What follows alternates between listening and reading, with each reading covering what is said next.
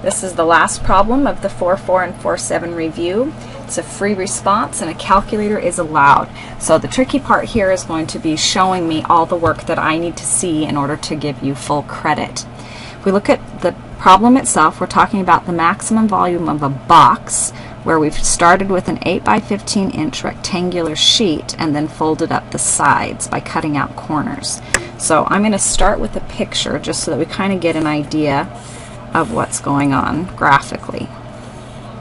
So we have an 8 by 15 that we start with, and then we're going to cut corners out of it. And when we cut those corners out, then we can fold up the edges and get something whose base will now be this rectangle.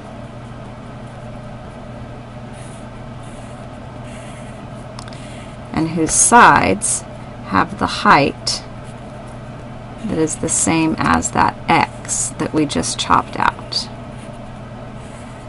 So if we look at the dimensions here, we had X for this piece and X for this piece.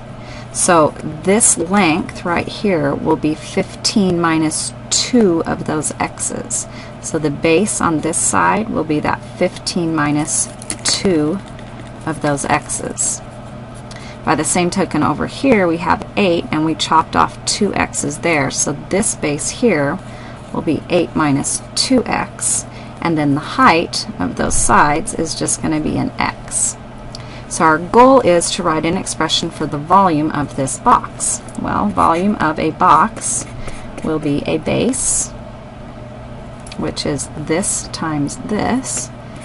So 8 minus 2X times 15 minus 2X times the height, which is X. So writing that alone would get you your points, but it'll be a lot easier if you expand that out. At least it'll be easier to take the derivative, and we'll get a 4x cubed minus a 46x squared plus a 120x.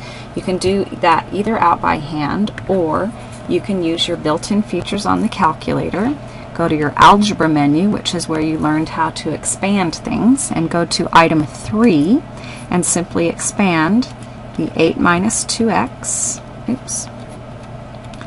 times the 15 minus 2x times the x, and you expand with respect to x. Hit that out and we see we get the 40, oops, I lost my 15. Expand that, we get the 4x cubed minus 46x squared plus 120x, which is exactly what we have here. So that's part A. Part B now is we need the domain of this. So we've got to think about what's the smallest x can be and what's the largest x can be. Well, the smallest x can be is when we crunch this all the way down to 0 and we don't cut anything out. That means we don't get a rectangle or a rectangular solid. The biggest it can be is going to be a value of x that creates one of the other dimensions as a 0. So I can subtract 4 here, or I could subtract 7.5 here. But as soon as I get to 4, then this side's going to disappear. So that means 4 would be the absolute upper bound for which x could be. So there's my domain for part B. Part C says, for what value is that volume going to be maximized, and I have to justify. So again, this is where I'm going to have to show my work beyond what I'd see on the calculator. So we know that my volume is that 4x cubed minus 46x squared plus 120x, and I know my domain. I'm looking from 0 to 4.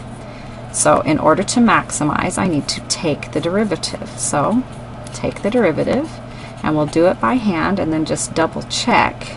That looks like 92.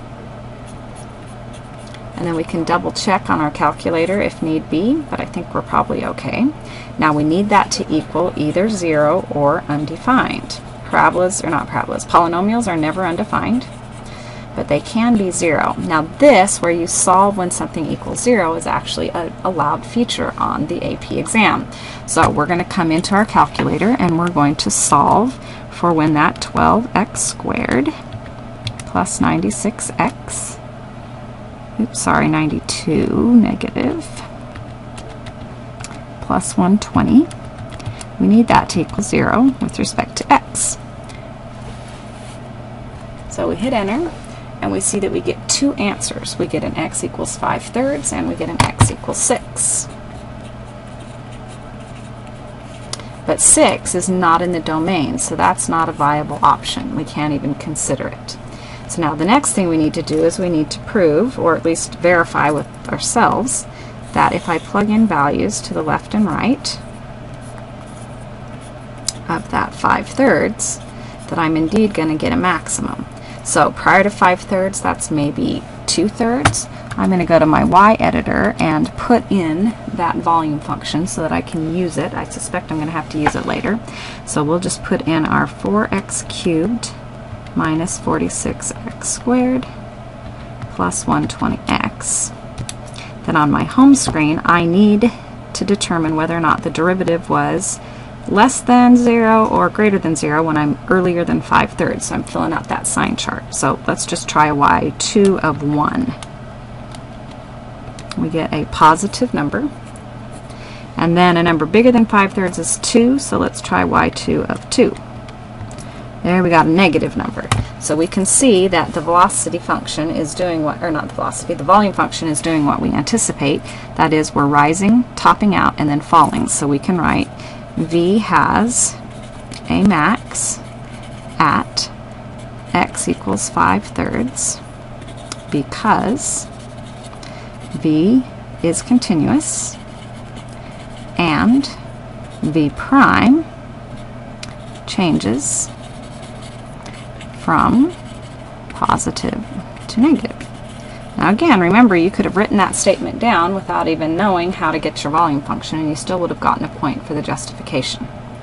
Okay, last part, D, says what is the maximum volume of the box? So that means I need to take the volume and plug in the 5/3 and see what comes out. Well, we've already written the volume function up above multiple times, and we have it stored in y1. So we can do y1 of 5/3, and we get 2,450 over 27.